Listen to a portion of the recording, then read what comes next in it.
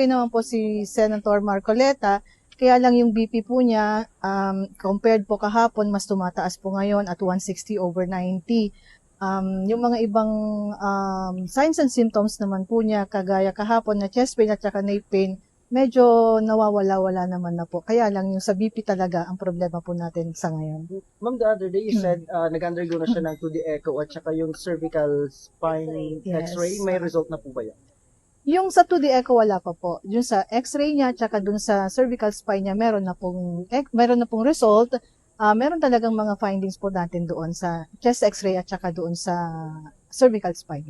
Anong findings mo? Gaano ka? Delikado yung findings? Yung findings po niya sa ngayon po may pneumonia po si si Senator Marcoleta sa by x-ray, chest x-ray po pero yung syempre hypertensive si Senator Marcoleta, expected na po na cardiomegaly yung makikita natin by x-ray. Sa edad po niya at saka dun sa fluctuating blood pressure niya, hindi po maganda para po sa kanya yun. Ma'am, yung resulta ng blood chem niya, kumusta naman yung mga condition?